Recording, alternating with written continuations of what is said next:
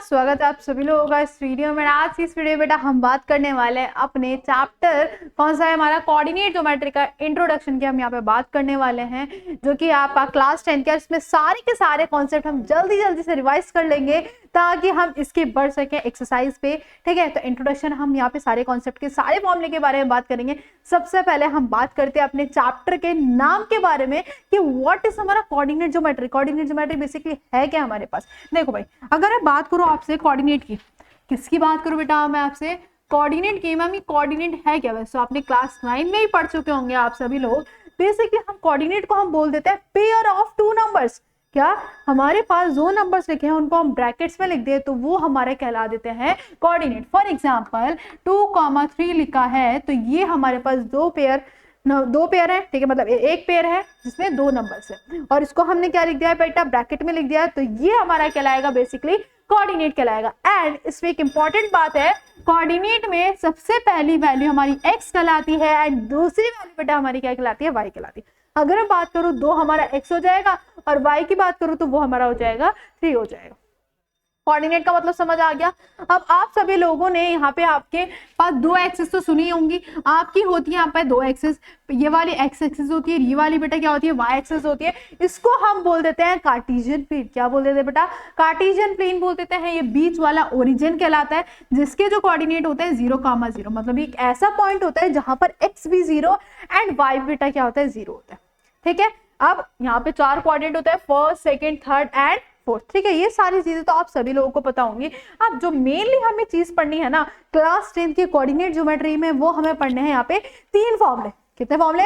3 फॉर्मूले। और वो 3 फॉर्मूले बेटा है कौन से, देखो मैं आपको स्टार्टिंग से बताती हूँ। सबसे पहले बेटा हमें पढ़ना है डिस्टेंस फॉर्मूला। कौन सा फॉर्मूला? डिस्टेंस फॉर्मूले के बारे में हमें यहाँ पे बात करनी है। अब ये है क्या मैम डिस्टेंस फॉर्मूला? सिंपल, नाम से ही मत समझ आ रहा है। हमें यहाँ पे आपके पास 2 कोऑर्डिनेट दे दिए जाएंगे, एक होगा x1 y1, दूसरा होगा आपका x2 y2। इसको हम b बोल देते हैं और इसको बेटा हम a बोल देते हैं। यहां से लेके मुझे यहाँ तक की दूरी निकालनी है तो हम किसका यूज करेंगे, डिस्टेंस फॉर्मूले का।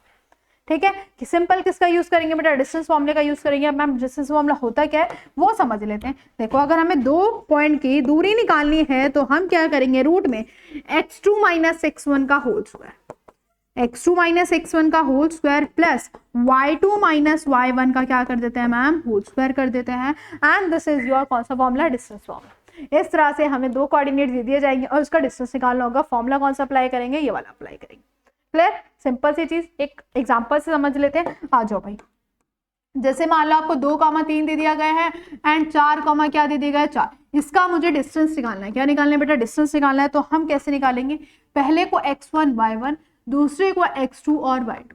फॉर्मूला लगाएंगे सिंपली, क्या होता है, x2 - x1 का होल स्क्वायर और प्लस में y2 - y1 का होल स्क्वायर। सिंपल। ठीक है, अब 4 में से 2 माइनस कर देंगे तो आपके पास 2 आ जाएगा, 2 का स्क्वायर। 4 में से 3 माइनस करेंगे तो 1 आ जाएगा। 2 का स्क्वायर 4 हो जाएगा, 1 का स्क्वायर 1। तो आपके पास डिस्टेंस बेटा कितना आ गया, रूट में 5 आ चुका है। तो इस तरह से आपको कोऑर्डिनेट दिए जाएंगे एंड आपको फॉर्मूले में पुट करके देखना पड़ेगा। ठीक है, तो पहला फॉर्मूला ये था। अब नेक्स्ट फॉर्मूला आ जाता है आपके पास सेक्शन फॉर्मूला। कौन सा फॉर्मूला बेटा, सेक्शन फॉर्मूला। अब सेक्शन फॉर्मूला क्या होता है, ध्यान से। सेक्शन फॉर्मूले की अगर मैं बात करूं तो यहाँ पर आपके पास 3 कोऑर्डिनेट्स होंगे। कितने कोऑर्डिनेट्स होंगे बेटा, 3 कोऑर्डिनेट। फॉर एग्जांपल एक लाइन है, ठीक है, यहाँ पर एक एंड पॉइंट पे एक कोऑर्डिनेट है जिसके कोऑर्डिनेट से x1, y1। ठीक है, एक मान लेते हैं यहाँ पर एंड पॉइंट पे b कोऑर्डिनेट है जिसके कोऑर्डिनेट है x2, y2। क्लियर हो गई बात। अब यहाँ पे ना एक और कोऑर्डिनेट आ रहा है जो कि यहाँ पे कहीं भी मान लेते हैं यहाँ पर है। ठीक है, जो कि आपका c कोऑर्डिनेट और ये इसको डिवाइड कर रहा है m/n। ठीक है, एक यहाँ पे कोऑर्डिनेट है इन दोनों के बीच में, जरूरी नहीं कि मिडल में हो, कहीं भी हो सकता है वो। अब वो उसको डिवाइड कर रहा है किस रेशियो में, m/n में।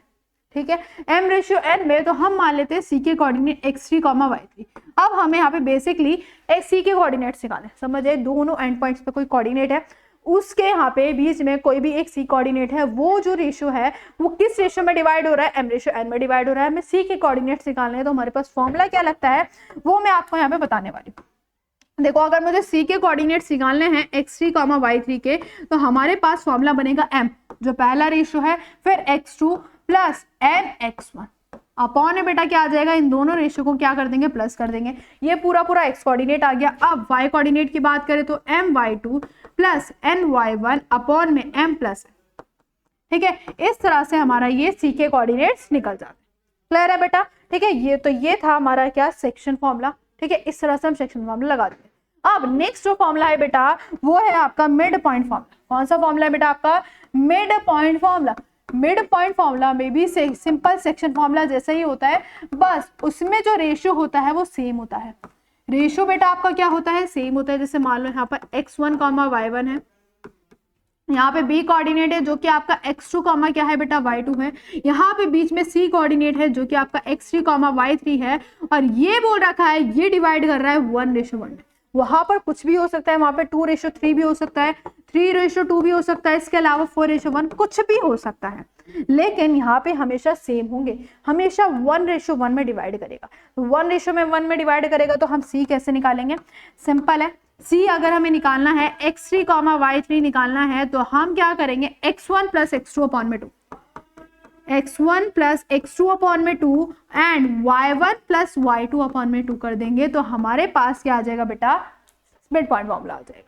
क्लियर है, सिंपल सी चीज, मिड पॉइंट फॉर्मूला की समझ आ गई। अब लास्ट है बेटा आपका सेंट्रॉइड। क्या है आपका, सेंट्रॉइड। इसके ऊपर भी क्वेश्चन बन जाता है, तो इसलिए ये भी इंपॉर्टेंट है पढ़ना आप सभी लोगों के लिए। सेंट्रॉइड का मतलब क्या है, मान लो यहाँ पर एक ट्राइंगल दे रखा है, हमें इसकी मिडल वैल्यू निकालनी। क्या निकालनी बेटा, इसकी मिडल वैल्यू। कैसे निकालेंगे, देखो यहाँ पर आपका a है जिसके कोऑर्डिनेट मान लेते हैं x1, y1 दे रखे हैं।